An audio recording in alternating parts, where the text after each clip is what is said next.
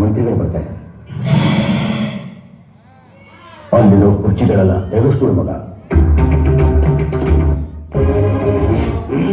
ಮಂತ್ರಿಗಳೆಲ್ಲ ಹೊರಗಡೆ ತೆಗೆಸ್ಕೊಂಡು ನಾವು ತಗೊಂಡ್ರೋ ಜಮೀನಲ್ಲಿ ಫ್ಯಾಕ್ಟ್ರಿ ಕಟ್ಟಬಾರ್ದು ಅಂತ ತಡೆದವರು ತಾವೇನೋ. ನಿಮ್ ಫ್ಯಾಕ್ಟ್ರಿ ಕಟ್ಟೋಕೆ ಹೊಸರು ಕೊಡೋ ಭೂಮಿನೇ ಆಗ್ಬೇಕಾ? ಬೇರೆ ಕಡೆ ಆಗಕ್ಕಿಲ್ವಾ? ನೀನ್ ಕಾಣೋದು ಬೆಂದಿರೋ ಬಿಳಿ ಅನ್ನನ ಬರ್ತಾನೆ ಎಂತಾದ್ರೂ ಕಂಡಿದ್ಯಾ? ಅನ್ನ ಸುತ್ತು ನಿನ್ ಕೈಯಾಗ ಬರ್ಬೇಕಾದ್ರೆ ಅದ್ರಿಂದ ಒಬ್ಬ ರೈತನ ಶ್ರಮ ಎಷ್ಟಿರ್ತೈತೆ ಅಂತ ಗೊತ್ತಿದ್ಯಾ? ನಿನ್ನ ಯೋಗ್ಯತೆಗಿಷ್ಟು. ಇವತ್ತು ರೈತ ಎಷ್ಟೊಂದು ತೊಂದರೆ ಅನುಭವಿಸ್ತಾ ಇದ್ದಾನೆ ಅಂತ ಗೊತ್ತಾ ನಿನ್ಗೆ? ಅವ್ನು ಬೆಳೆಯೋ ಬೆಳೆಗೆ ಇವತ್ತು ಸರಿಯಾಗಿ ಬೆಲೆ ಸಿಗ್ತಾ ಇಲ್ಲ. ತಗೊಂಡಿರೋ ಸಾಲನ ಅವನಿಂದ ತೀರ್ಸಿಕ್ ಆಯ್ತಾ ಇಲ್ಲ.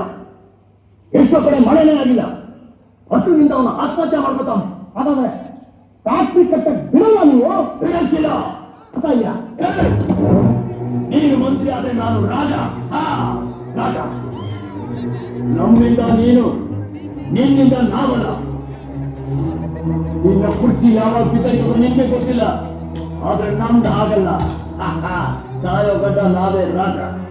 ನಾವು ಮನಸ್ಸು ಮಾಡಿದ್ರೆ ಯಾರು ಬೇಕಾದ್ರೂ ಮಂತ್ರಿ ಮಾಡ್ತೀವಿ. ಆದ್ರೆ ನಿನ್ನಿಂದ ಒಬ್ಬ ನರಸಿಂಹಗೌಡನ ಹುಟ್ಟಾಕಲ್ಲ. ಯಾವ್ದ ಜಾತಿ? ಎಲ್ಲೈತೆ ಜಾತಿ? ಒಬ್ಬ ಮನುಷ್ಯ ಹುಟ್ಟಿದ 12 ದಿವಸಕ್ಕೆ ಗೊತ್ತಾಗ್ತದೆ ಒಂದು ಹೆಸರು, ಒಂದು ಜಾತಿ. ಅದು ಇನ್ನೊಬ್ರು ಹೇಳಿದ್ರೆ ಸತ್ತ ಮೇಲೆ ಆ ಹೆಸರಿನಿಂದ ಕೂಗಿದ್ರು ಅದೇ ಕೇಳ್ತಿಲ್ಲ, ಜಾತಿ ಹೇಳಿದ್ರು ಅದೇ ಕೇಳುತ್ತಿಲ್ಲ. ಅಂತ ಜಾತಿ ಬದುಕಬೇಕಾದ್ರೆ ಯಾಕಾಗಬೇಕು? ವ್ಯಕ್ತಿಯಿಂದ ಜಾತಿ ಅಲ್ಲ, ವೃತ್ತಿಯಿಂದ ಜಾತಿ. ಒಬ್ಬ ಮನುಷ್ಯನಲ್ಲಿ 4 ಜಾತಿಗಳಿರ್ತಾರೆ. ಒಳ್ಳೆಯದನ್ನು ಯಾವನು ಹೇಳ್ತಾರೋ ಅವನೇ ಬ್ರಾಹ್ಮಣ. ಒಳ್ಳೆಯದ್ರ ಬಗ್ಗೆ ಯೋಚನೆ ಮಾಡೋನೇ ವೈಶ್ಯ. ಒಳ್ಳೆ ಕೆಲಸಕ್ಕೆ ದೇಹ ಉಪಯೋಗಿಸ್ತಾನಲ್ಲ ಅವನೇ ಕ್ಷತ್ರಿಯ. ಇವನ್ನೆಲ್ಲ ಓದ್ಕೊಂಡಿದ್ದಾನಲ್ಲ ಅವನೇ ಶೂದ್ರ. ಶೂದ್ರ ಅಂದ್ರೆ ಯಾರು? ಕಷ್ಟದಲ್ಲಿರೋರ ಕಂಡ್ರೆ ಕನಿಕರ ತೋರಿಸೋದು, ನಮ್ಗೆಲ್ಲ ಅನ್ನ ಹಾಕಿ ಕಾಪಾಡ್ತಾನಲ್ಲ ಅವನು. ಅದಕ್ಕೆ ಎರಡು ಕಾಲ ನಮಸ್ಕಾರ ಮಾಡ. ಮೊದಲು ಮನಸ್ಸಾಗಿ ಬಾಳ್ಬೇಕು. ಆಗ್ಬಿಟ್ಟು ಅವ್ನಿಗೆ ಯಾವುದೇ ಜಾತಿ ಅಂತ ಹೇಳ್ಕೊಂಡು ಬದುಕಿದ್ರು ಏನು ಪ್ರಯೋಜನ ಇಲ್ಲ. ಅಂತ ಜಾತಿ ನಾವು ನಂಬಿಲ್ಲ, ಯಾವತ್ತೂ ನಂಬೋದಿಲ್ಲ.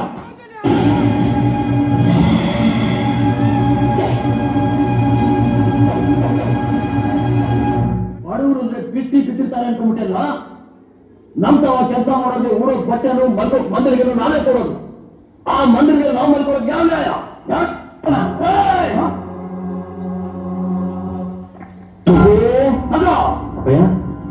ಇವನು ಕರ್ಕೊಂಡೋಗಿ ಎಲೆಕ್ಷನ್ ಅಲ್ಲಿ ನಿಲ್ತು ಓಡಿಂತಗಳು ಹೇಳು, ಇವನು ಮಂತ್ರಿ ಆಗ್ಬೇಕು. ನಾವು ಹೇಳಿದೀವಿ ಅಂತ ಹೇಳು, ಮಂತ್ರಿ ಆಗ್ತಾನೆ.